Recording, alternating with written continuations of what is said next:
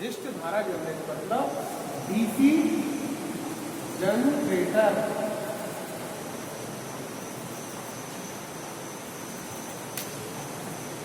ऐसी विद्युत मशीन जो कि डीसी धारा को उत्पन्न करे, डिस्ट धारा जनरेटर कहलाती है। ठीक, ये एक घूर्णीय मशीन है, घूमने वाली मशीन। मतलब मशीनें दो प्रकार की होती हैं, एक स्थितिक मशीन, एक घूर्णीय मशीन। तो ये डिस्ट धारा जनरेट जो है ये घूर्णन मशीन है।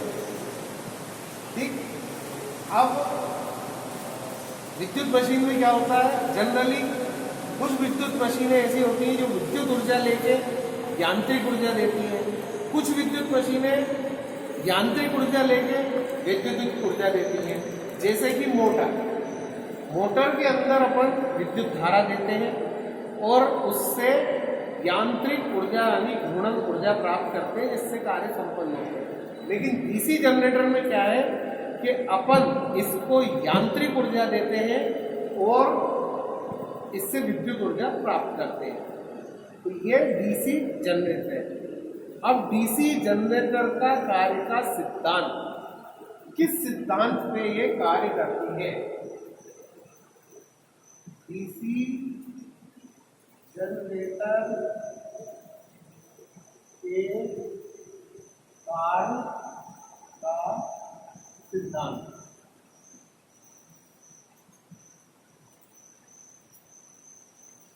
जैसा कि अपन ने पढ़ा है कि किसी चुंबकीय क्षेत्र के अंदर अगर किसी चालक को घुमाया जाए तो उसके अंदर विद्युत वाहक बल उत्पन्न हो जाता है। मतलब कैसे? ये मान लीजिए कोई चुंबक है, इसका एस सिरा, ये एन सिरा, और ये दूसरा चुंबक है, इसका ये एन सिरा, एस सिरा। इसके बीच में अगर किसी चालक कुंडली, चालक मतलब ऐसा विद्युतिक चालक पदार्थ, विद्युत तार, अगर इसको इस विद्युत चुंबकीय क्षेत्र के अंदर किसी चालक को घुमाया जाए तो उसमें विद्युत वाहक बल उत्पन्न हो जाता है। इस सिद्धांत के ऊपर जनरेटर कार्य करता है। ठीक, आगे चले।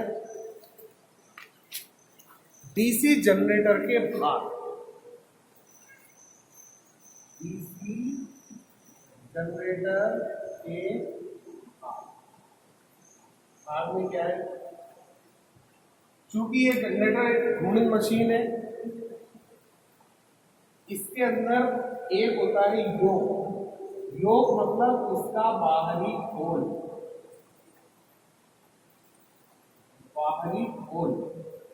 और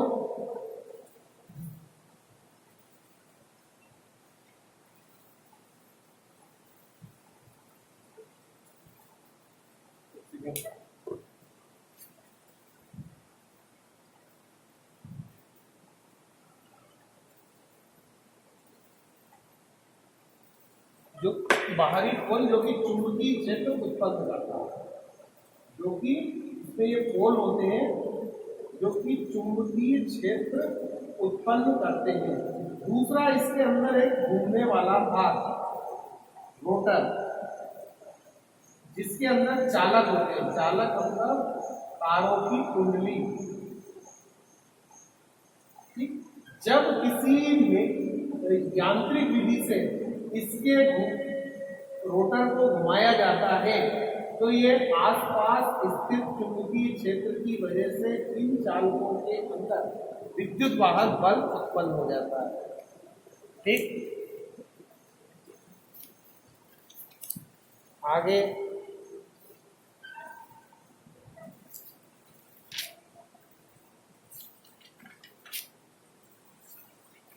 अब डीसी जनरेटरों का वर्गीकरण।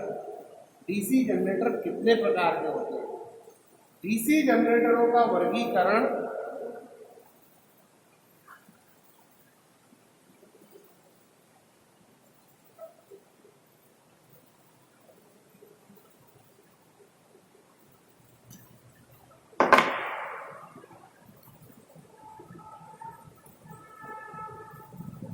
डीसी जनरेटर का वर्गीकरण।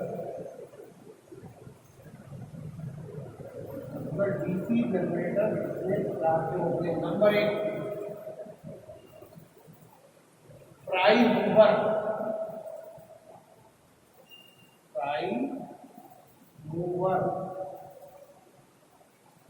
के आधार पर। प्राइम मूवर क्या होता है? प्राइम मूवर मतलब वो विधि जिसके द्वारा जनरेटर को यांत्रिक ऊर्जा दी जाती है, मतलब जनरेटर को जिसके द्वारा घुमाया जाता है। तो सबसे पहला प्राइम मूवर क्या है? जल टरबाइन। आपने देखा होगा कि जल विद्युत केंद्र, तापीय विद्युत केंद्र। तो जल विद्युत केंद्र में क्या होता है कि पानी की धार को किसी ऊंचे स्रोत से टरबाइन मतलब एक गोल पहिया होता है जिसके ब्लेडों के ऊपर पानी की धार गिराई जाती है, जिससे ये घूमता है। ये गति और इसकी शाफ्ट को जनरेटर से जोड़ दिया जाता है। ये होता है अपना जनरेटर। तो जिसकी वजह से इसको यांत्रिक ऊर्जा मिलती है और ये जनरेटर विद्युत उत्पन्न करता है। सबसे पहले प्राइम मूवर के आधार पर। तो प्राइम मूवर के आधार पर पहला है जल टरबाइन जनरेटर।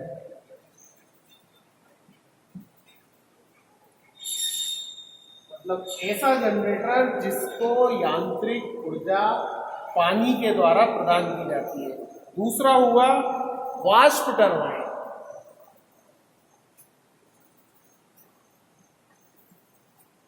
वाष्प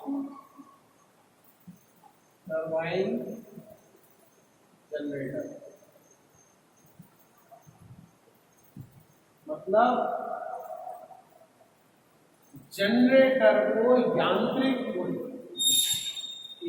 ऊर्जा पानी की भाप के द्वारा प्रदान की जाती है। होता क्या है कि जब किसी बॉयलर एक ऐसा उपकरण होता है जिसके अंदर पानी को गर्म करके वाष्प बनाई जाती है, और उस वाष्प को अत्यधिक दाब के ऊपर जनरेटर के प्राइम मूवर मतलब उस प्राइम मूवर के ऊपर छोड़ा जाता है, जिसकी वजह से प्राइम मूवर घूमता है और जनरेटर विद्युत उत्पन्न करता है। वो जनरेटर वाष्प टरबाइन जनरेटर कहलाता है। जनरली क्या, कोयले से जो बिजली बनती है उसके अंदर क्या होता है, कोयले को जला के बॉयलर में पानी गर्म करके उसकी वाष्प बनाई जाती है। उस वाष्प को जनरेटर के टरबाइन के ऊपर छोड़ा जाता है अत्यधिक दाब से, जिससे कि टरबाइन गति करता है और जनरेटर द्वारा विद्युत बनती है। तो ये दो प्रकार हो गए, जल टरबाइन और वाष्प टरबाइन। तीसरा हो गया डीजल इंजन चालित जनरेटर। डीजल इंजन चालित आप अधिकांश लोग परिचित होंगे, समारोह में, घरों में या कई अन्य स्थानों पे आप कार्यालयों में डीजल चालित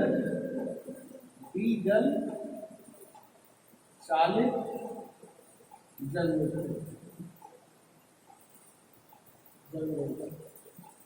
मतलब जैसे जिस तरह से जल और वाष्प के द्वारा प्राइम मूवर को घुमा के विद्युत बनाई जाती है, उसी तरह डीजल चालित जनरेटर में डीजल इंजन के द्वारा प्राइम मूवर को घुमाया जाता है और फिर जनरेटर द्वारा विद्युत उत्पन्न की जाती है।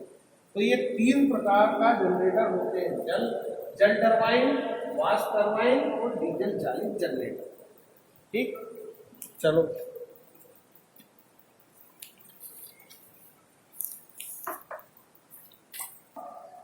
जब कोई भी मशीन कार्य करती है तो ऐसा नहीं है कि जितना उसको इनपुट मतलब जितनी उसको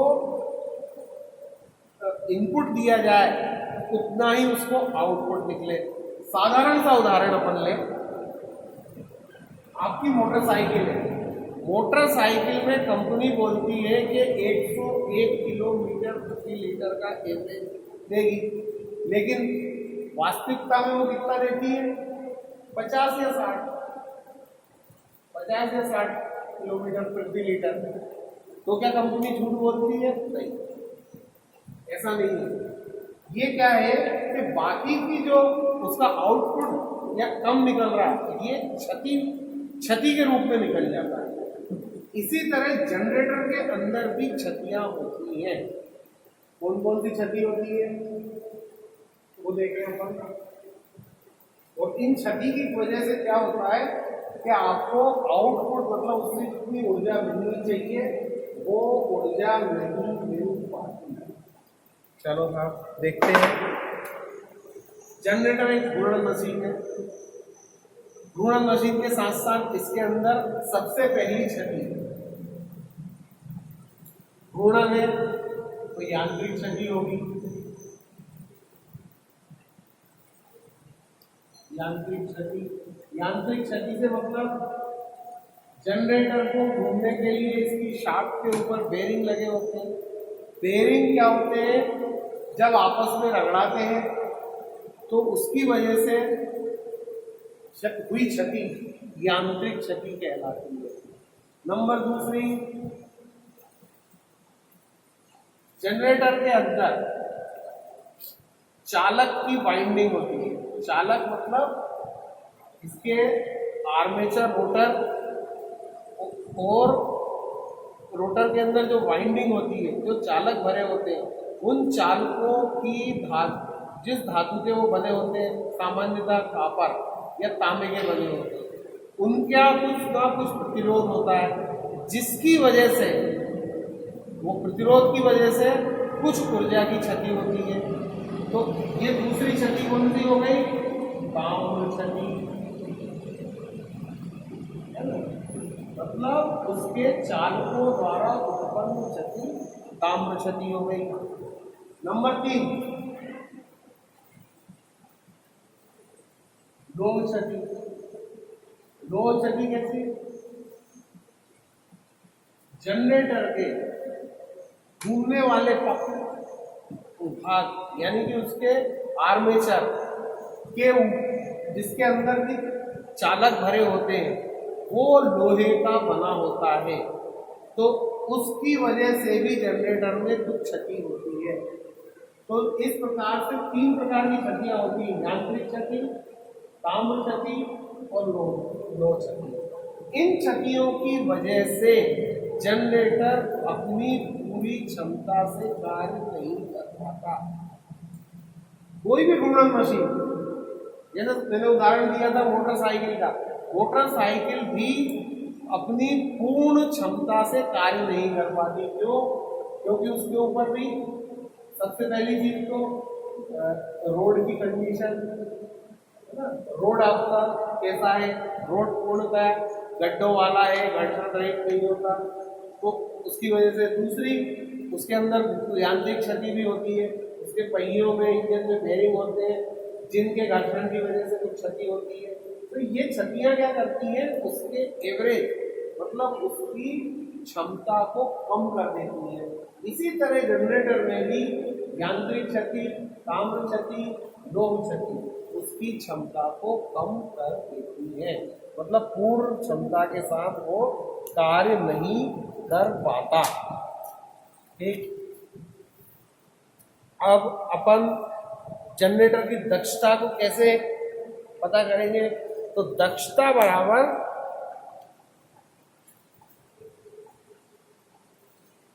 अर्थात जनरेटर की दक्षता, कितना दक्ष है, बराबर आउटपुट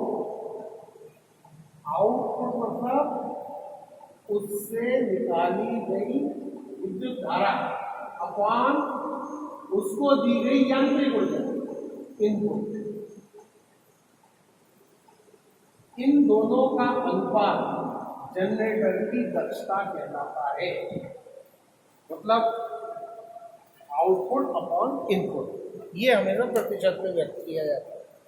ठीक, अब जनरेटर के अंदर अगली चीज है दोष और उनका निवारण। ठीक, जनरेटर के अंदर कोई भी मशीन होती है, उसके अंदर दोष भी उत्पन्न होते हैं, तो उन दोषों का निवारण भी समय समय पे उसका मेंटेनेंस किया जाता है। मेंटेनेंस का मतलब अनुरक्षण, क्योंकि ये घूर्णन मशीन है, घूमने वाली मशीनों के अंदर ज़्यादा अनुरक्षण मेंटेनेंस की आवश्यकता होती है। इसलिए जनरेटर के अंदर उत्पन्न दोष और उनका निवारण की हम चर्चा करते हैं।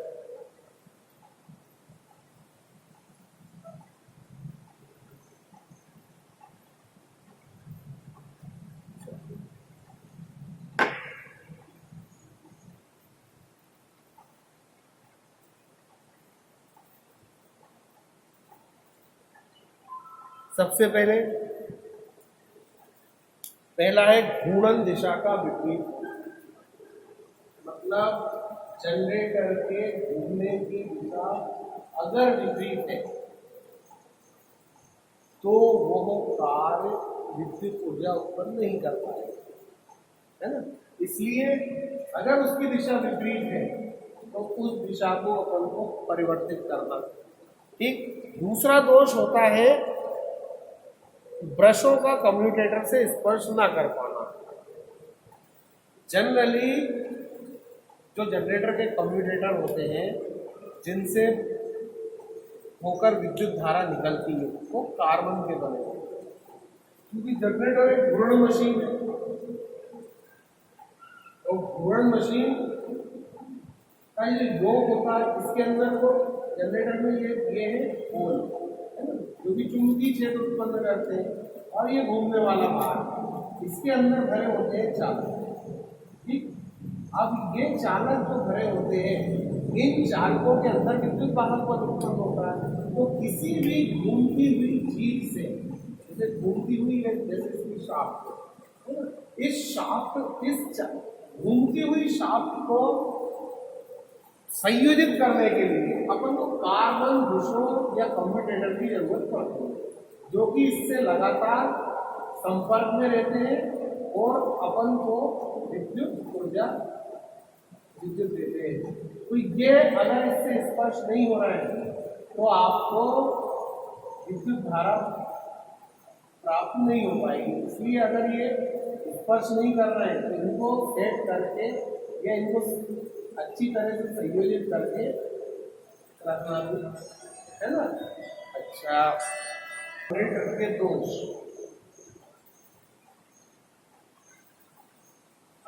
जनरेटर के दोष और उनका निवारण। नंबर 1,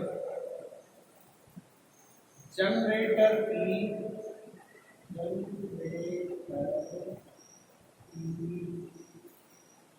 घूर्णन दिशा का विपरीत,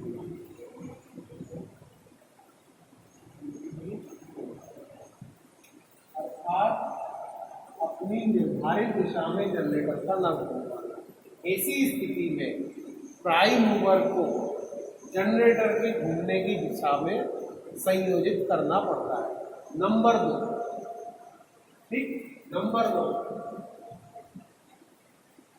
जनरेटर के चालकों में लघु परिपथ होने।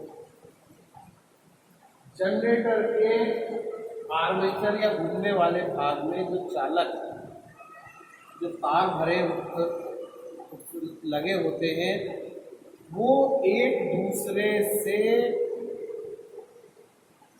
इंसुलेटेड मतलब पृथक रूप से रहते हैं, मतलब उनके बीच में, उनके आसपास एक अचालक लेप होता है। किसी कारणवश अगर वो अचालक माध्यम खराब हो जाए, टूट जाए, तो दो चालक आपस में टकरा जाते हैं, जिसकी वजह से जनरेटर के चालकों में लघु परिपथ हो जाता है। ऐसी स्थिति अगर उत्पन्न होती है तो जनरेटर अपना कार्य नहीं करता। इस स्थिति में जनरेटर के परिपथों को पुनः भरना और फिर उसको जनरेटर को काम में लेना। नंबर 3 है ना, नंबर 3, जनरेटर की घूर्णन गति कम है।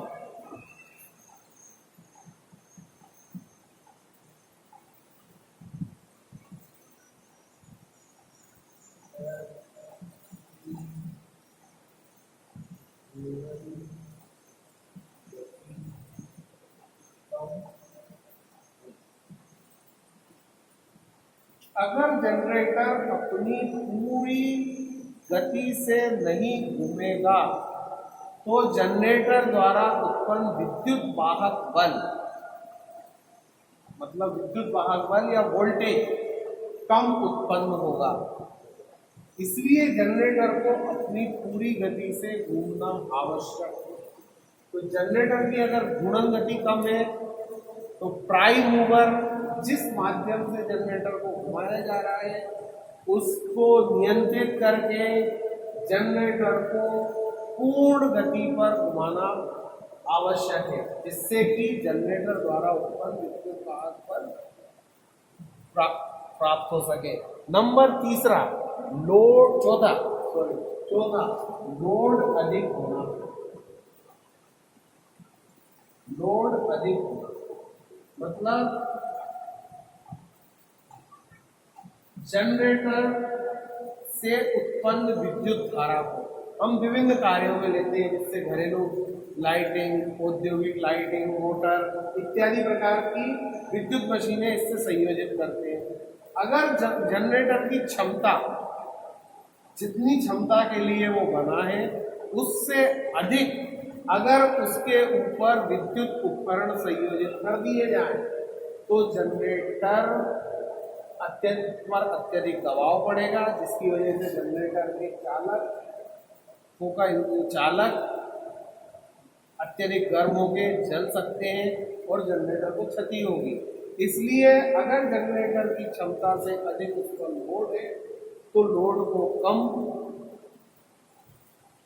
करना चाहिए। जनरेटर, अब लोड से एक बात और अपन आगे देखें कि अगर मान लो अपने पास जनरेटर है और जनरेटर से अधिक लोड है तो ऐसी स्थिति में क्या करना चाहिए? ऐसी स्थिति के अंदर एक या दो से अधिक जनरेटरों को संयोजित करते हैं। संयोजित कैसे करते हैं वो थोड़ा सा देख लेते हैं अपन।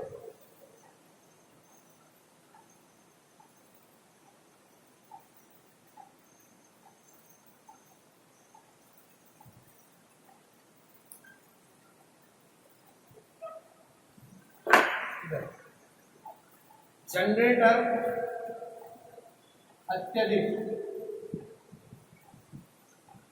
अत्यधिक भार या लोड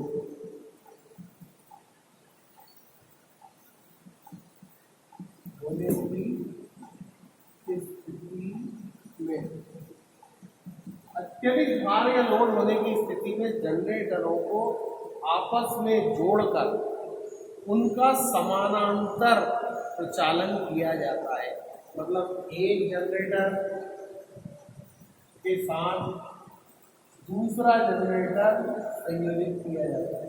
मतलब उनके विद्युत, मतलब उनके वोल्टेज और करंट को समान करके उस और फेज स्विच मतलब उनसे निकलने वाली विद्युत धारा के फेज को नियंत्रित करके दोनों को समानांतर रूप से प्रचालित किया जाता है, जिसे जनरेटरों का समानांतर प्रचालन कहते हैं। मतलब लोड अधिक होने की स्थिति में दो या दो से अधिक जनरेटरों को लगाकर लोड के अनुरूप उन्हें चलाया जाता है। ये इस तरह से जनरेटरों का समानांतर प्रचालन होता है। ठीक है। अब अपन जनरेटर के प्रयोग, जनरेटर का प्रयोग कहाँ होता है, ठीक। जैसा कि अपन सभी जानते हैं जनरेटरों का प्रयोग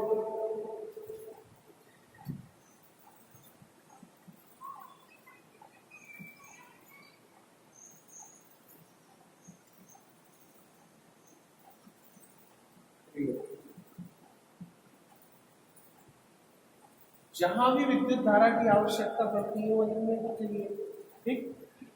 सबसे पहला कहाँ, नंबर एक पावर स्टेशन में, पावर स्टेशन में। पावर स्टेशन मतलब वो जगह जहाँ पर विद्युत का उत्पादन होता है, चाहे वो जल विद्युत संयंत्र स्टेशन हो या ताप विद्युत संयंत्र हो या न्यूक्लियर विद्युत संयंत्र, तीनों जगह जनरेटर का उपयोग होता है, ठीक। दूसरा, उद्योगों में, उद्योगों में, बड़े बड़े उद्योगों में यहाँ की अत्यधिक शक्ति की आवश्यकता होती है या मतलब शक्ति के उपयोग, वहाँ पर जनरेटरों का उपयोग होता है। नंबर तीसरा, समारोह आदि में आपने देखा होगा कि विवाह समारोह या किसी भी सार्वजनिक समारोह सभा आदि के अंदर यहाँ विद्युत की निरंतरता की जब आवश्यकता होती है वहाँ पर जनरेटर का उपयोग होता है।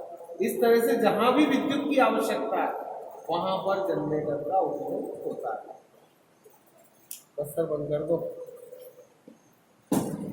अब अपन आगे आते हैं, कोई भी मशीन है वो लंबे समय तक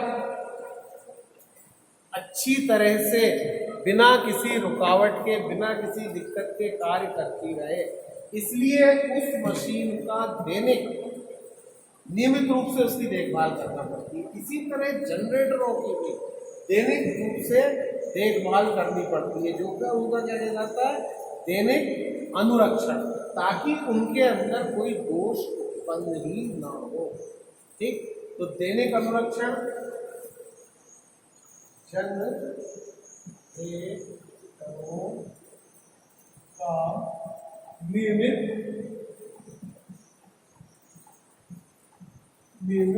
अनुरक्षण। किसी बड़ी समस्या आने पे जनरेटर में कोई बड़ी खराबी जब आ जाती है तो फिर उसे बंद करके और उसका सुधार किया जाता है। लेकिन जनरेटर में कभी बड़ा दोष उत्पन्न ही ना हो, इसके लिए उनका नियमित रूप से अनुरक्षण आवश्यक है। क्योंकि जनरेटर एक घूर्णन मशीन है, इसलिए सबसे पहले उसके बेरिंगों को नियमित रूप से ग्रीसिंग करते रहना चाहिए। जनरेटर मतलब बेरिंगों का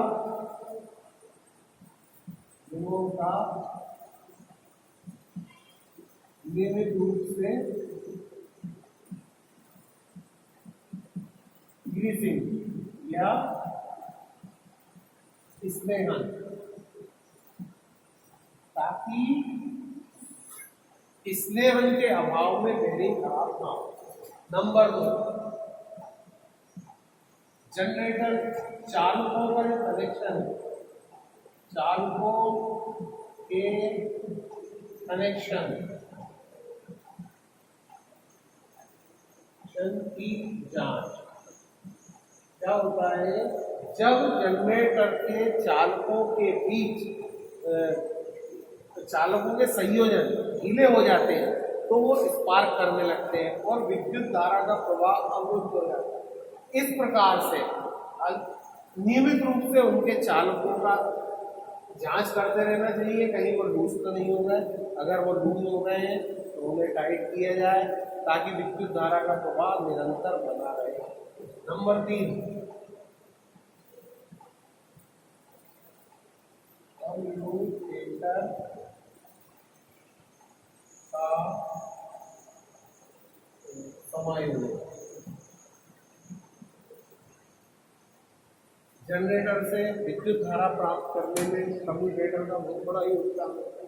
और कम्यूटेटर के अंदर कार्बन के ब्रश लगे होते हैं जो कि उसकी शाफ्ट से लगातार घिसने की वजह से कार्बन के ब्रश घिस जाते हैं और उनका शाफ्ट के ऊपर पकड़ ढीली हो जाती है, तनाव ढीला हो जाता है। इसलिए कम्यूटेटर को नियमित रूप से कसते रहना चाहिए ताकि उसकी शाफ्ट से उनका संयोजन बना रहे। ठीक, तो ये हो गया जनरेटर के नियमित इंस्पेक्शन।